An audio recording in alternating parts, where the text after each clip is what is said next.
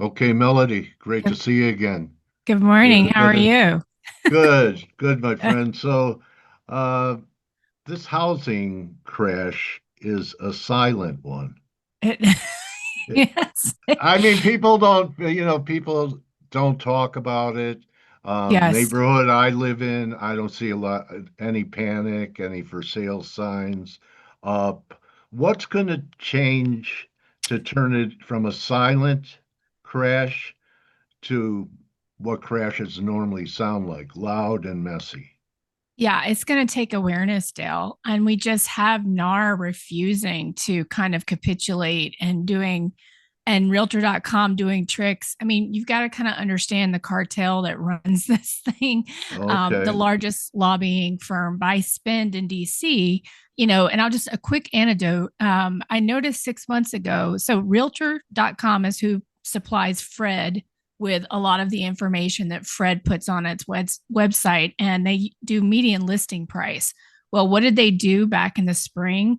They restated all of last year so that when we hit a lower median price in June, which is always the peak of the market, it didn't look like the year over year decline. Had they not revised it, it would have been. In the new home market, it's even worse. I mean, they revised the high there from 490,000 to 460,000. And actually last month, when they had for August, sales looked great for new homes. But really historically, that's kind of in line for an August. But if you looked at the revision to the prior month, the median sale price went below 400 for the first time we've seen in quite some time. So it's awareness. And I think what possibly could do it this again, maybe again this time, Dale, is those foreclosures they're rising year over year. They're up significantly. Delinquency is increasing in mortgage. I didn't have time this morning to check, but I think the Fed's out with its household debt and credit schedule. And if you see it, you can see mortgage doing this. You can see those home equity lines ticking up. So what everybody has to remember is we had GFC style to the second power intervention during COVID, and the guardrails went on that FHA program October 1.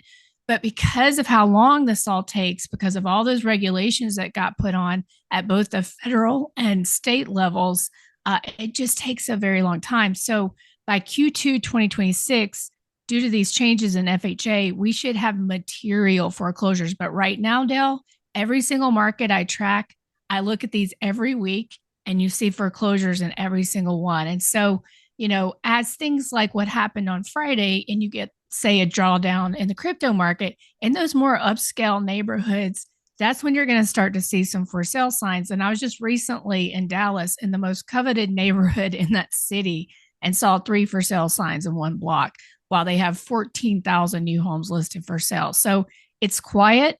It's taking time, but just like everything else, it's about the narrative out there is just so strong. And so we need awareness.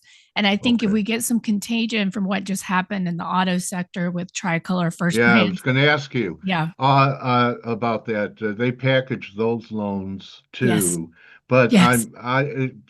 so fill me in. It's got to be a lot smaller is it smaller than the CDSs were in 2008 as far as dollar volume? It can't be as much, is it? I don't think we can know, Dale. And I think that we're way more interconnected, and that shadow market is much larger. The only lending that's been happening this year has been to these non-depository financial institutions, or these NDFIs. And so to me, everybody's like, well, auto is much smaller. Yes, it is, but it's still very interconnected. Like, who would have believed all these players we're already hearing about? Morgan Stanley, Yeah. Jeffrey, all of this. So I think that this could be one of those moments where it's an opportunity. Everybody has to think about what they're actually holding. And I also saw something over the weekend that I haven't had a time to run down about a big MBS trader that got on the wrong side of a big trade and lost quite a bit of money. And so we don't, these people are levered three, four. I mean, it's just, we have no concept. And so something is small. as a subprime lender to illegal immigrants could actually potentially have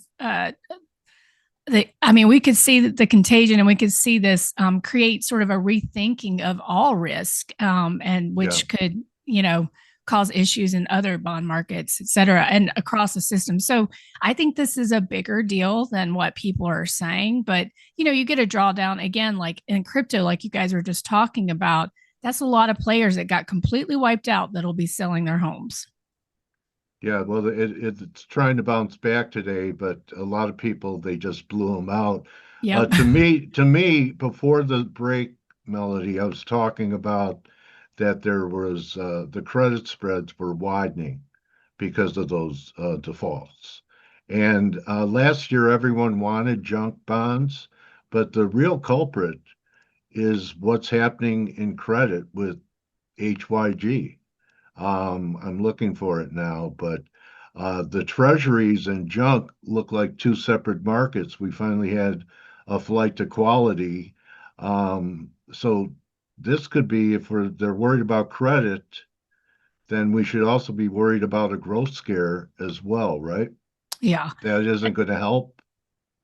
I mean, what we're seeing right now is that we've heard since Dodd-Frank that credit quality has been, very strong. And so I think what this is showing us, we've seen cracks on the consumer side where we knew that those credit scores were inflated, but now we're seeing it in the corporate. And we know the shadow markets are 2 to 3 times larger than they were before the GFC. So this Right. this could potentially, you think about, and I wrote about this in my Substack, New Century was a big mortgage subprime player nobody really knew about, went bankrupt in April of 2007. It took the rating agencies until July to actually write down those mortgage backed security bonds. And so if the rating agencies actually wake up here, you could see a kind of a watershed moment. Yeah, look at that water. Talk about water. Here's a waterfall. Definitely looks like the trend has changed here. Yes. So, and you know what? It's got, even if it's just a correction from last April, it still looks like it has further to go. I also Right. want to talk about an anomaly that you bring up is that new homes are selling for less than residential homes that are already built. That's That right. is unusual. And why is that happening? Yeah. So because it's the unaffordability, and that nobody wants, your sellers are just so diluted because Dale, all they have heard for the past 3 years is that there's a shortage. And so Yeah, they believe that their estimate is accurate. And what's happening is Redfin just reported the highest cancellations for any August they'd seen since they started tracking it in 2017 because of property inspections. People couldn't afford to make repairs, and so, what happened during the wow. COVID boom is people waived appraisals and property inspections because of all that FOMO.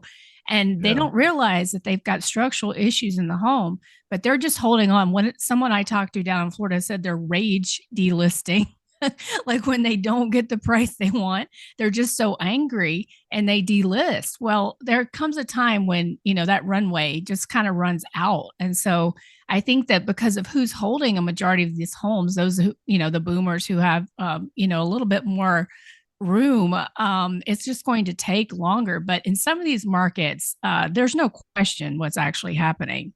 And we just saw the Midwest last in August really start joining the distressed and motivated selling, which they had been kind of a holdout. So I think the Northeast is going to be the last to fall as per usual, because they are just more diluted there. But yeah, it's taken a while. And so back to your question about the new homes, they're enticing these folks with crazy incentives, $50,000 price cuts. They'll buy a refrigerator. They'll give you a $5,000 gift card to Pottery Barn, and they'll buy down your rate permanently to something like a 2.75%. I mean, they are in serious trouble, Dale. And so this is very unprecedented. This has really only happened before this cycle 2 times, 2 months, and that was in 2005. oh, okay. Yeah, this So, is very unusual. yeah, so what what is happening with some of the I know I watched a video you did. I watch your videos, Melody. All Well, right. thank you, Dale. Anyway, anyway, you were talking about how you have designated the what you put a lot of time into are those kind of vacation spots around major cities where people would go and they would build out so they could have short-term rentals. What's happening in, say, Carlsbad and Encinitas? Anything in North County, San Diego? Because I was there this summer for the summer, and the guys I know that have, multi-million dollar houses, they said things were down 20% already.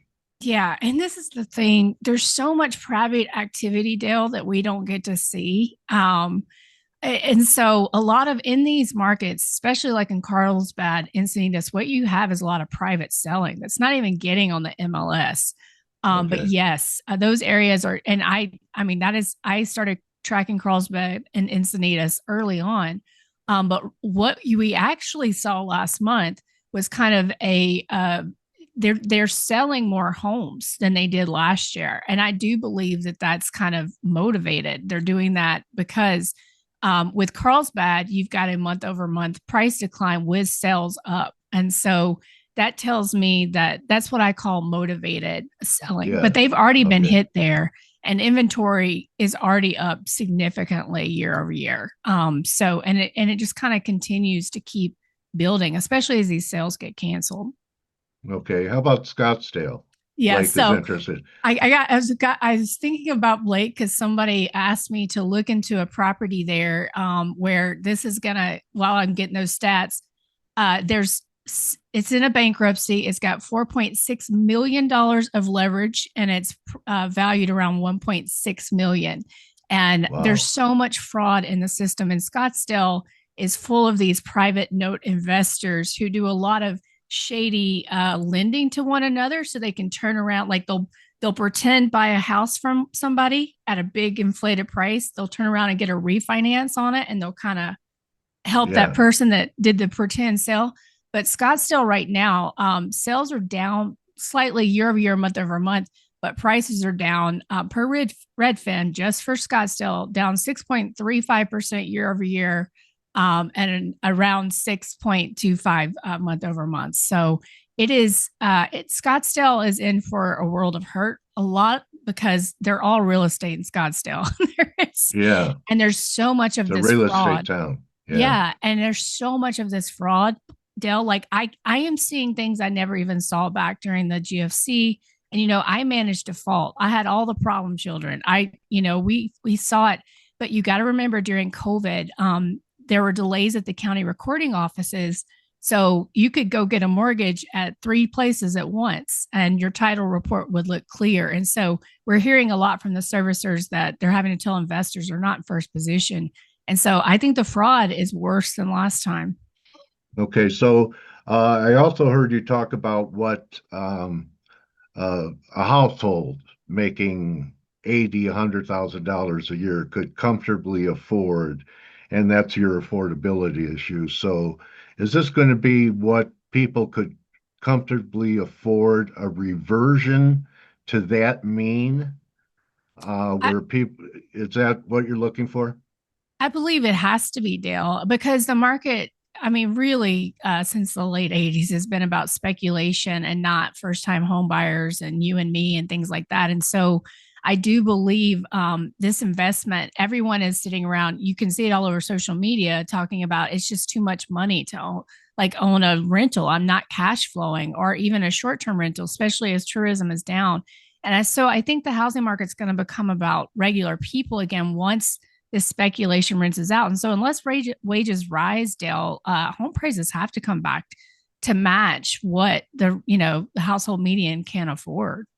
Are Blackstone or any of the institutional owners starting to liquidate and lighten up? And do they have a lot left to liquidate up? And then you probably have to get to the Verbo and the vacation rental Yeah. market. So I was lucky enough to be at a default conference 2 weeks ago in Dallas and meet someone from one of the large institutions who got hired a year ago to do asset disposition. And what he talked about was chasing the market. What he would see valuations come in way high. but his listing agents would be like, no way, it's worth about $150,000 less. But what they are actively doing, Dale, in these markets where there's saturation is offloading them as quickly as they can. And they brought in a real industry veteran. I'm not going to name what company it is, but it's a big one. A real industry REO or real estate owned veteran to do this. And they are just, boom, getting them out as quickly as possible because they know that what's coming. These markets are totally oversaturated because they bought so much long-term rental. And then if you want to talk about Airbnb, I mean, these are everywhere. It's really kind of distressing to see some of these listings. Very motivated sellers, places like Sevierville, Tennessee, which is close to me, but all over the coast. And again, they're also operating in the private note space. So it's difficult to see some of these slashes and burns if they're not coming through the MLS. But ultimately, what I believe is even these guys that are doing the private note lending right now, they're getting into hot water. You're seeing it in this weird, there's this thing called Sub2, which is a huge influencer space where they're doing something they should not be doing. And you're hearing already from borrowers who believe that investors would come buy their property and that the investor was going to pay their mortgage for them. They've walked away and left the borrower on the hook. So as people run out of money and they run out of leverage and they can't get that leverage anymore, yes, those hot spots, that's already where you're seeing most of the trouble is in those Airbnb hotspots. And tourism is down, and also you don't need 15,000 mini hotels in Austin. It's just not. All right. All right. Yeah. We're saturated out here. And that's why rents are, 3,500 for a one bedroom. So, where are you, Dale? I forget. well, when right now I'm not in North County for that reason, but North County, I'm in Menifee.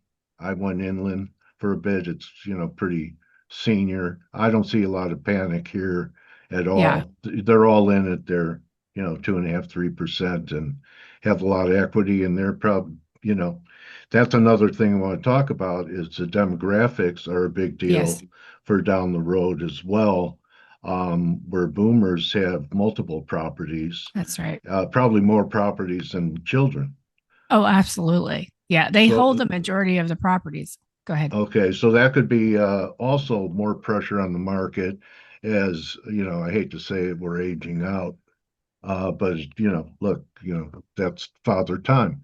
Right. So when does that start to impact the market? Is the aging out? Are boomers starting to try and get out? You're already starting to see it. And again, what they're doing are a lot of private transactions. So we can't Okay. actually, this could be why our sales look so low, lowest since 1995.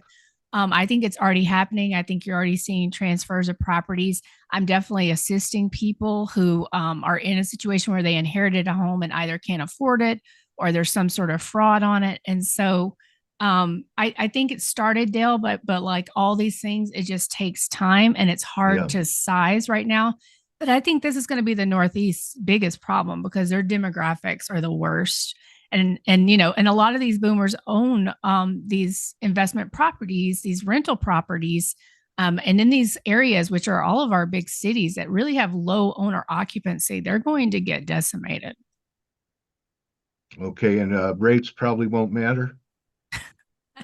I Huh? mean, no, they would have to go so low. And if they went that low, Dale, none of us would be transacting. And so, I Right. think I saw somebody ask a question about Fannie and Freddie.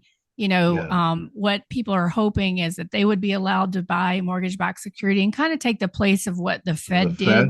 Yeah. Huh. Okay. And but they would suicide themselves. That would it just wouldn't work. So just I think we're at a point where it's taking a long time. There's so many reasons why, and we can point to those like the government intervention. But we've kind of run out. And the fact that the administration, they can say a lot of words, but I watch what they do. And the fact that they're letting the guardrails go on this FHA program means one of two things. Either they don't understand what's about to happen or they do. But either way, they're letting those guardrails be put on place. And that's going to put a halt on the biggest source of one fraud, but also just safety net that we've seen out there, because FHA is it's almost 13% of the market and it's already at 11% delinquency and higher, which is insane if you think about it. How do you like being a messenger of gloom and doom? Oh, it's so much fun, Dale. Like, Yeah. especially all the names that they call me. But, Uh, you know, yeah, it's fun. Yeah. But it's still, important for people to know, if you're bearish gold or Bitcoin, people come after you too. So, um, what's your advice for people that are renting right now? Just watch the show for another year or two?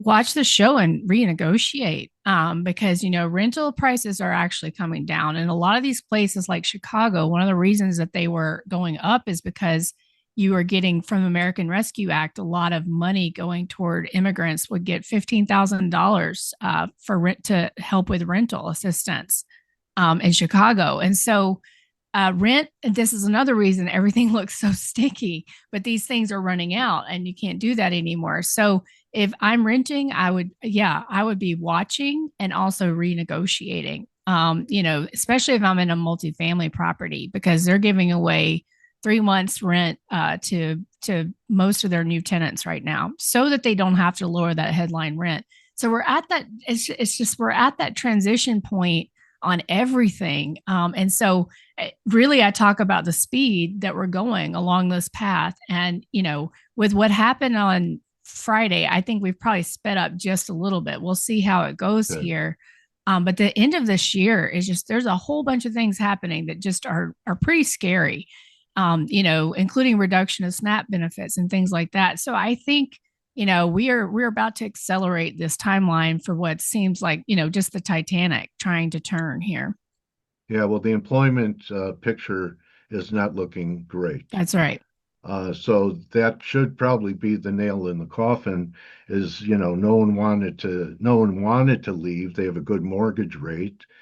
They probably have equity. Is there a lot of still untapped equity for people, or is that gone where their piggy bank, they used to be able to, pull a couple 100,000 out and Yeah. appreciation would take care of it. And So or what's that the poison that yeah. has buried people? Well, and unfortunately, the Fed gets its kind of view on this from Experian, which doesn't have all of these specialty servicers reporting to credit, didn't have buy now, pay later reporting to credit. What you have are all these private credit companies that, we saw with like Tricolor, who are doing lending, and they're doing shady things, like not reporting this to credit, making you think that there's more equity out there than there really is. And then on the CoreLogic side, they do this mortgage equity withdrawal analysis. Well, they didn't record the payment deferrals on public record. This is the workout to the Fannie Freddie forbearance, where people put 18 months of forborne payments at the back of the loan at a non-interest bearing lien. Those aren't getting reported to credit. So, Dale, we don't have any idea what the equity position looks like out there. And my pal, John Comiskey, has done a deep dive into the FHA, and we have underwater FHA everywhere, especially in these short term rental hotspots, which shows you just how much fraud was out there. That they were getting those low interest, low down payment FHA loans to really to support their speculation. All right, let's wrap it with what resort town would you like to buy property at a fire sale, and Oh, which wow. ones will be a fire sale? I think we're all the resort towns where there's going to be a fire sale. There's just, I'm at the point, Dale, I just would buy more land for this farm. So Okay, all right. I'm good. I can go on vacation, and you have to. Honestly, those things are an albatross, and with how much it costs to get health and things like that, I mean, to get help, I mean, it Yeah, just becomes a pain. And with electricity costs going up now, we've got yeah. property tax, insurance going up, replacement Materials. costs, and Yeah. now electricity due to all these data centers. So, I mean, it's not something I want to participate in. Right. I'll do more gardening and farming and things like that versus a resort town. But if there's one you would like, Dell, I'd be happy to track it for you. Well, to have an expert to ask a question like that, I consider that a blessing, and I appreciate that your scenario. It's not easy to talk about because look, a lot of people own homes. They don't want to hear about this, do they? That's right. That's right. Yeah. So keep being unpopular and telling the truth. And there are many people that'll thank you that took actions Yeah. on Well, on it, and don't get caught when the silent depression turns into a thunderous one right. in Right. housing. Yeah, exactly. That's my main message. Well, Dell, thank you for the opportunity of coming on, and Uh, it's always good to see you. it's great to see you too, Melody. Thank you very much. Have a great fall, and we'll talk early next year. See how things are what's happening with our economy and junk bonds and your detective work on real estate. Appreciate it. All right. Looking Uh, forward to it. Thank you, uh, Dale. Melody Wright, everyone, follow her on X at M3_Melody Wright. Melody, just Melody. Okay, she's great. I love Melody. Yeah. All right, so guys, you could join the team in about 15 minutes. What's IUU, Laura? I don't, what's the translation? You don't want to tell me? You love me? Is that what it is? Okay. Oh, my cat's on the keyboard. All right. See you, Saloom. See you, everybody. Be careful out there. You don't have to trade air pockets, right? You could always wait till the dust settles, although I think it's going to take a while. And that's a wrap. Don't just count your mortgages, count your blessings. And I'll see everyone tomorrow. Turn around Tuesday tomorrow. Adios. Hey traders, this is Blake Morrow with ForexAnalytix. Thanks for stopping by our YouTube channel. Don't forget to like these videos, share them, and subscribe to our channel so you don't miss any of the content that we provide here for free. Thanks for stopping by. I'll see you in the next video.